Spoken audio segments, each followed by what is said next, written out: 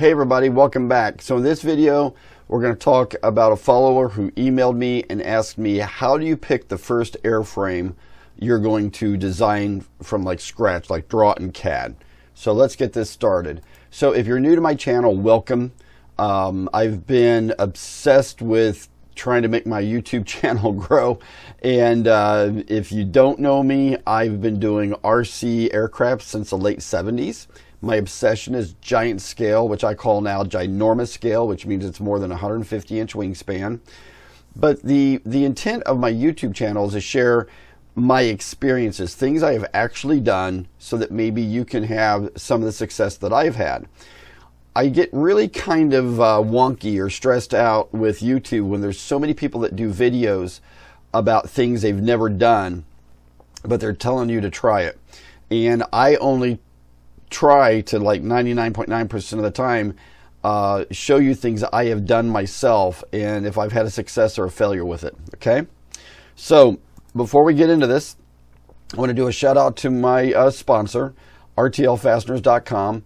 Bolts, nuts, blind nuts, lock nuts, Nylox, Allen's, Phillips, metric standard, servo screws, you name it, they've got it. If you go to their website and you spend more than $50 on their cool fasteners and you use code DA30, you will get 30% off that order. It's a really kick-ass deal.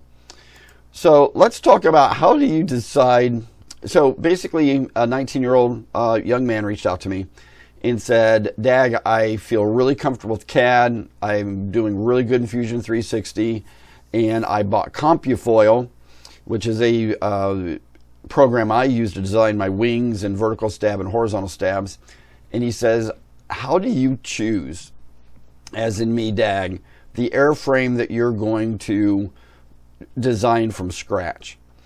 And if I could share some of my thoughts on that, how I do it. Okay, so first of all, most everybody wants to design the coolest, craziest, neatest, wow factor airframe you can. Okay, that's just, I think, natural instincts that we want to build.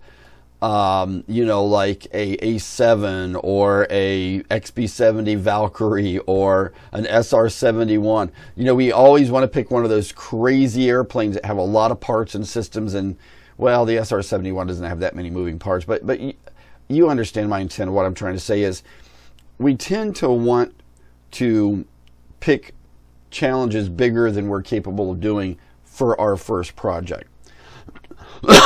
So one of the things I would suggest is, if you're really good at CAD, that is a massive plus.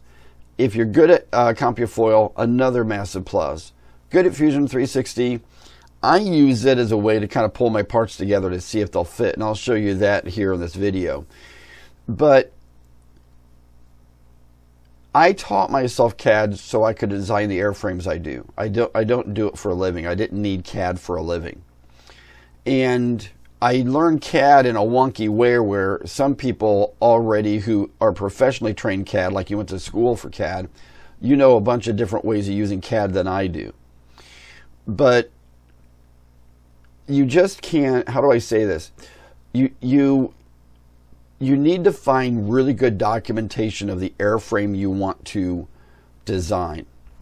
And what I mean by that is, if you can find like the technical documents that the manufacturer made, which I've been lucky enough to get a couple of times, in there they have what's called like the waterline, which is the vertical, and then you have like the waypoints, or the, I think they're called waypoints, and you can scan that, pull it into CAD, and then draw your CAD on the outline of that, and then you can start building your bulkheads off that because you know what the width is there. And that takes a little bit of time to really understand how you're pulling that in to draw it in CAD. But the reason I have the A7 up is I've been spending over 10 years designing one. And it's one of the most challenging airframes I've ever touched, where you might not think, oh, well, gosh, you know, that thing's got a big fuselage. That fuselage is full of ducting for the EDF. So And the wings fold. You know, my wings are going to fold. It's got spoilers, leading edge slats. It's got all these ancillary type devices on it that in itself are each system designed completely independent of the rest of the aircraft. What I mean by that is the elevators have nothing to do realistically with the spoilers, okay? And the servo that you'll most likely use on your elevator would not be, or the stabilator, would not be the same servo you would use on a leading edge slat or whatever. So I break everything down as a system. So what would be the perfect first aircraft? For me, it would be something a little bit closer to the lines of a P-40. The reason I love the P-40 is it's got a long nose. It's got a pretty good tail moment. It's got a big horizontal stab. So even if you build this plane a little bit heavy, you could still probably get away with having a fantastic flying airplane. Now, this young man wants to build this at a 75-inch wing. And if you watched my videos about cube wing loading, once you get below about 80 or 70 inches is when cube wing loading really starts to matter. If you're building a 150-inch wing airplane, cube wing loading probably won't matter.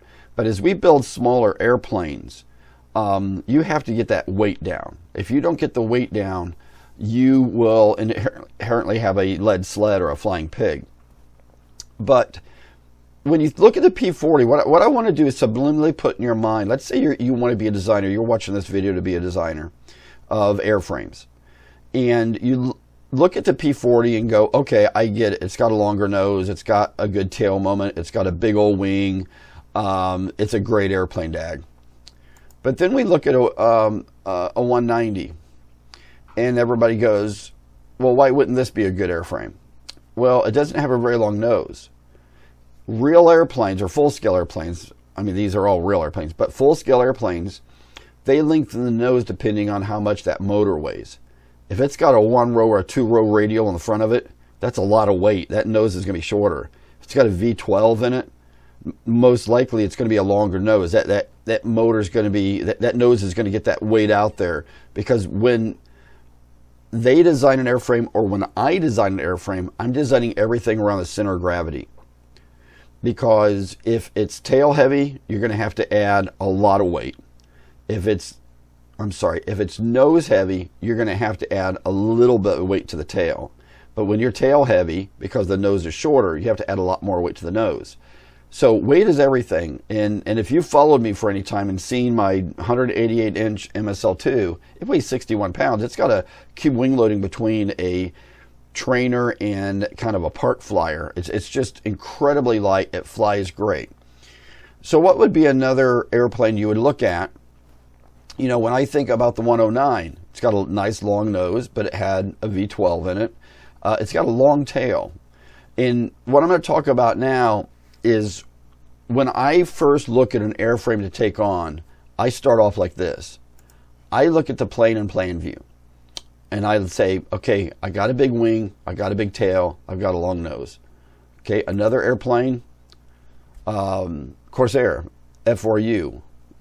It's not quite a long nose because that was a radial or a 2-row radial or whichever row radial depending on the version. But that's a big old wing and a long tail. So if you can get and build a really light tail, this airplane is a really good first project, because what's kind of cool is it is going to test your skill at designing that gull wing, okay? But I don't know, as a first airplane, you're going to draw it in CAD, this would be a great candidate. But as far as flying, designing your first airplane, it's a good candidate. So I always look at this. I've had a couple of people reach out to me and say, could you design me one of these? Honestly, Zeroli has really good drawings of most of these airplanes.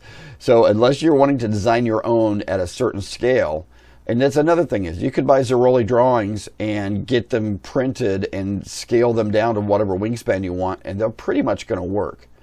But if you really want to get into designing your own airframes, P-40 is great. This is okay. The Zero is another one that is really not, it's okay. It's not great. It's okay. Now, it's got a big wing, and you get the CG right, this is going to be a beautiful flying airplane. But that's not a very long nose. You know, when you look down on the 109, like I talked about earlier, that's a longer nose. Okay, here's that 190. That's not a very long nose. Now let's talk about EDFs for a minute. The A-10 is a great aircraft for model airplanes. I don't know it would be a great airplane because this kid, when he reached out to me, or this young man, he says, I'm not sure if I want to build a single engine propped or an EDF. And I suggested you want to build a prop plane as your first that you're going to draw, because EDFs are just inherently, there's a lot more drawing to do. You know, if you're going to have a single engine down the fuselage, you got all that ducting you got to figure out, and I'm going to talk about that in a minute. But the A-10 is really one. I've flown quite a few. I've actually flown a couple of turbine A-10s, but the EDF A-10s are just absolutely beautiful flying airplanes. You got a big ass wing, a big tail, a long moment arm, slide your batteries around. That's another thing that's awesome about electric. We're going to carry some big flight packs. You can move those around in most fuselages. And when I say most, you can move them around, not all, and I'll explain why in a minute. But on an A-10, it'd be a great aircraft. Then we've got the A-7, and I'm going to dive into this a lot deeper in a minute, but this is a big wing, a big horizontal stab, a pretty long nose. You would think, and this is the reason it's taken me 10 years to work on this aircraft, you would think this would be easy. This is not an easy airframe because of that ducting. The F-8, great big old long nose, long tail, big wing, big stabilator. Still, you got ducting in it. That ducting gets in the way of retracts, it gets in the way of your flight pack, it gets in the way of everything. MiG-21, massively cool wing.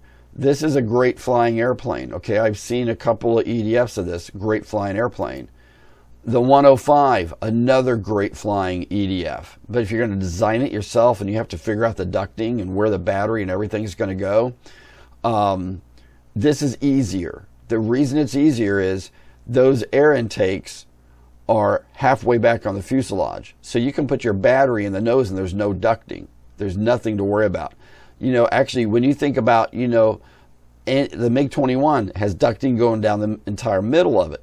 So you lose that real estate in the fuselage. And I'll explain this a little bit more in a minute. But when you think about the 105, your whole nose there could be batteries and radios and stuff because the ducting doesn't start until the sides of the wing. Now, this is an interesting plane, the MiG-17. A really good friend of mine has been designing one of these in CAD. And he reached out to me and says, you know, Dag, I'm really confused. He goes, I designed the wings in CompuFoil, but it shows the CG where it can't work with the landing gear. And I said, what do you mean? And he started telling me what the CG is. I said, have you looked at the real landing gear on the full-size MiG-17? Because they're way in the back and they kind of come forward.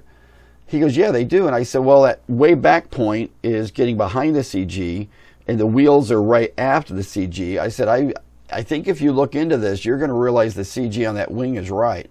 And where he was showing the CG was like way right in here, which a lot of people is going to go, well, wait a minute, that CG is way too far back. Me personally looking at this airplane, I thought the CG would be back here, but that would never be possible because your wheels have to be behind on a tricycle landing gear.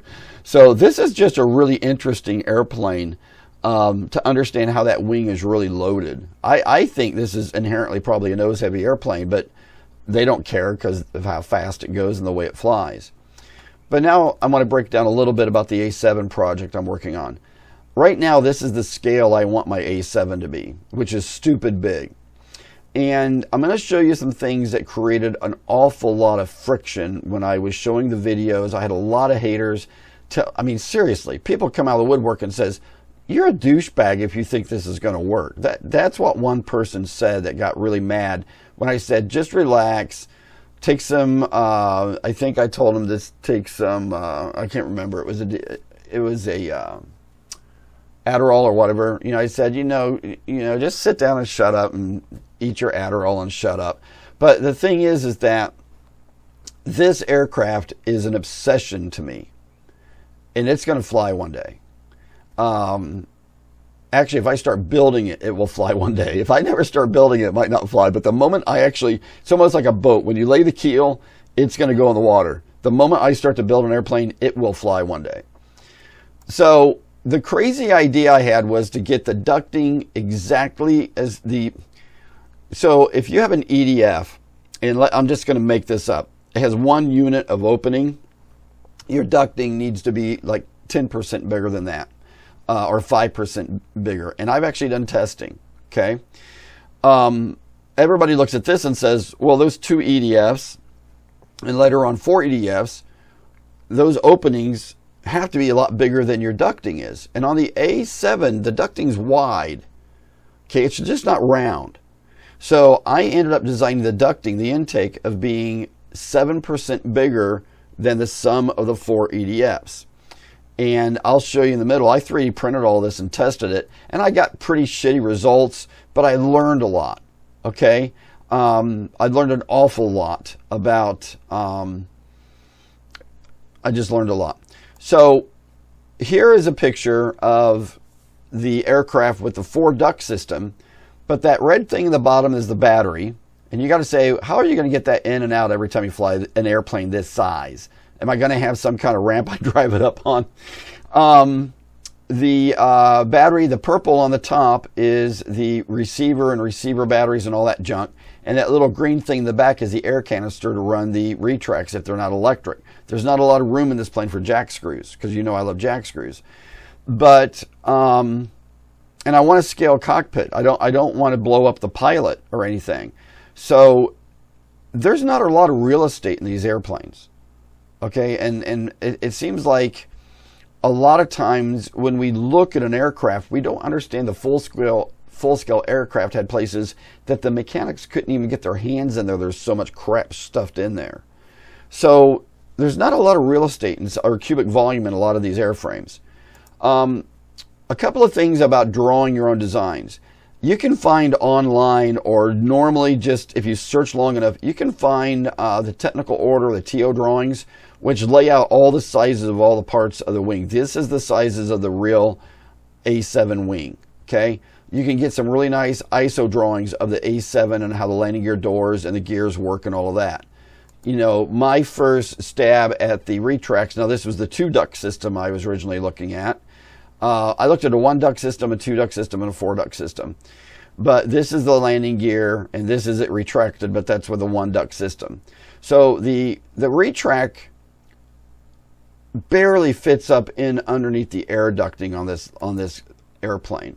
So when you look at some of the CAD drawings I've been playing around with on this, here, let me go to this drawing. It's a little bit cleaner. So when you look at the way I design an airframe. Now, keep in mind, this airframe is going to have a plug made of the fuselage. And then I'm going to pull fiberglass skins. And then I'm going to use balsa and carbon fiber bulkheads to basically fill in the middle of the aircraft fuselage. But you've got to be able to get in and out of that. You know, anytime you have a ducting going through an airplane, you got to figure out, once I've skinned the airplane and closed it up, if I've got to get into anything, how am I going to get into it? Is it going to be a hatch? Is it going to be a service panel? Am I going to make the fuselage come in 2 pieces so I can take it apart and get to things? How am I going to get the EDFs in and out? How am I going to get the ESCs that have to be cooled in and out?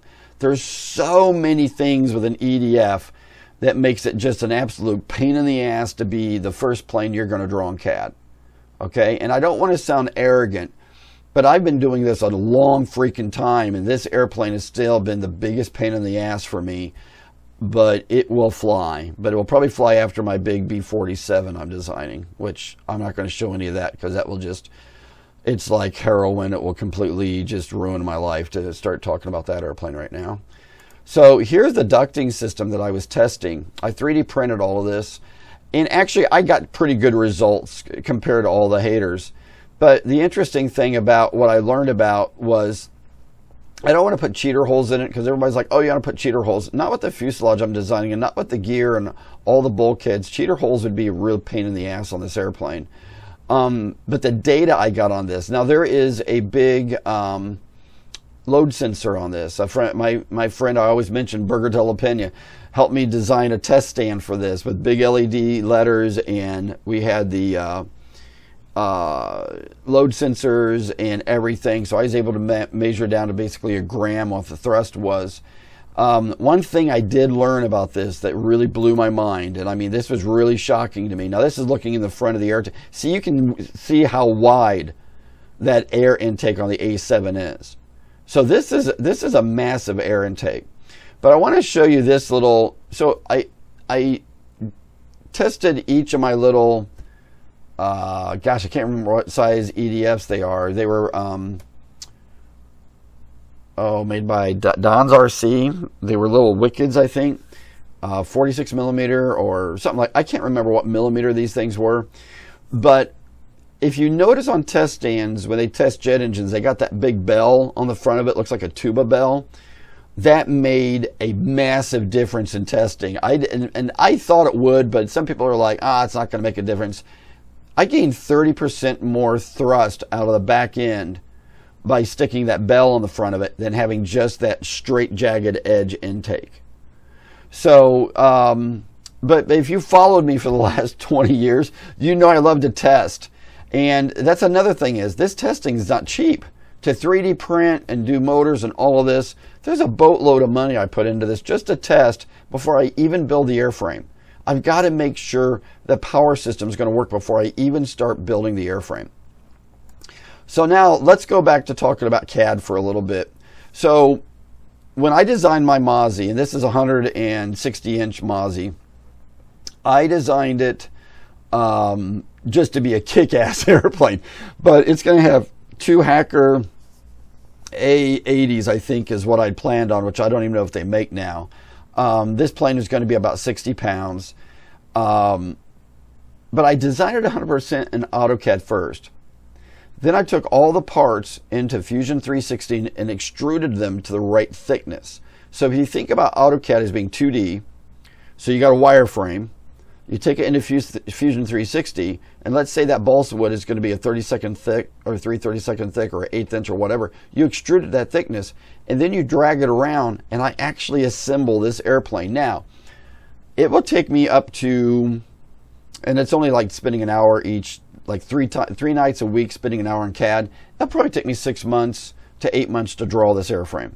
Okay, to assemble it in a 3D environment takes me probably 25 days of an hour a night, maybe 20, because you're literally almost like, you're not gluing it because you don't have CA in there or epoxy, but you're literally, you basically start with the, well, hang on a minute, let me show you the next picture, and this isn't a great picture, but you start with the frame of the fuselage on a plane within Fusion 360, and then you start building the bulkheads off that, and then you build the spar mounts, and you basically assemble the airplane in a 3D environment. Now, I do want to tell you, I think the coolest airplane, if it was going to be your first to ever build in CAD and using CompuFoil, is actually the T28. I've had this designed for over 10 years. I designed this originally in CAD, moved it into 3ds Max 5 to assemble it. But here I've assembled it in Fusion 360. And the reason I haven't built this is because it became the bastard stepchild. It just keeps being pushed back. Everybody keeps yelling, build the T28, Dag. This aircraft, it's so big that I'm going to have to build my own custom gear. There's so many things in this that are going to be 100% custom that I'm going to build that I just have procrastinated on it. Not to mention, the motor I want to put in it is going to be 4 Hacker A60s on a gear box, and this thing would be turning like a 42-inch 3-bladed scale propeller. And that I need to develop and test before I ever start to cut out parts for this airplane. But here's one of the greatest things about the T28. If you decided to draw a T28 and then build it and fly it, first, it's a great flying airplane, big ass wing, it's got a pretty long tail. The nose is a little bit shorter than you probably would like, but for a radial engine airplane, it's a pretty long nose. But here's another thing is, it's like a Hindenburg as far as cubic volume in that fuselage. Let me go back. When you think about how much cubic volume you've got in this fuselage, and these are thick wings, you could probably get away, well, if you built it like me, I want to build this a 160 or 180 inch wing. You could put the air tanks for the retracts, but I don't like air retracts anymore. I'm just doing mechanical. I love doing jack screws or lead screws to actually actuate the landing gear going up and down. But the T-28 would actually probably be the best airplane if you wanted to draw on CAD first, because there's a boatload of drawings out there you can get on it, 3 views. Even if you mess it up a little bit in some proportions, the horizontal stab and the vertical stab and the wings can be done probably in a couple of hours in CompuFoil. Export those DXF files, put it into your CAD drawing, and you're ready to go. Fuselage is pretty simple to design. Depending on the size, you could buy commercially made retracts, even probably electric retracts for it. If you made like a 60-inch, a 70-inch, or an 80-inch version. But the cubic volume in that fuselage is ginormous to put stuff in. You could put a scale cockpit in there. You got boatloads of room for batteries. It would be the perfect first plane, in my humble opinion. Okay? And it's a tricycle gear, so it just, everything about it makes it a great airplane. So as I shut this video down, when you start thinking about what is going to be that first plane I'm going to draw in CAD, and this is where it's going to sound like I'm being a Debbie Downer. And if you've watched me for all these years, you know I'm always full of positivity. I love the Ted Lasso quote, you know, be curious, but don't judge. You know, be curious why somebody would be dumb enough to build an A7, but don't judge me. But the thing is you are going to lose your mind when you first draw it. You're going to get really excited because you're going to draw the outline of the fuselage. You're going to create those bulkheads. You're going to do all of that, and you're going to go, wow, this is really cool. You might go into a CompuFoil, design the wings and stabs, export that out, and go, wow, I'm really moving along. And then you start thinking about hard points. How am I going to mount that wing to the fuselage? How am I going to mount the landing gear to hard points in within the wing? Where's the relationship of my firewall going to be with my motor mount and motor? Where is the battery tray going to go in relationship to the cubic volume of the fuselage, but doesn't interfere with my wing spar?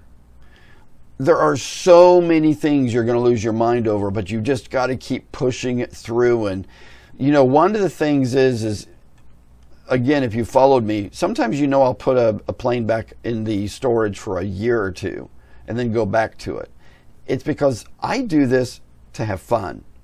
The moment I start getting stressed out on a design, or I just think I need to leave it alone for a while because I'll figure something out later, I've learned to do that. Now, my followers that are following the build get mad. I'm sorry. But the thing is that there will be many times that you want to destroy your computer because you realize how far into something you did it wrong, and then you got to go back and redraw.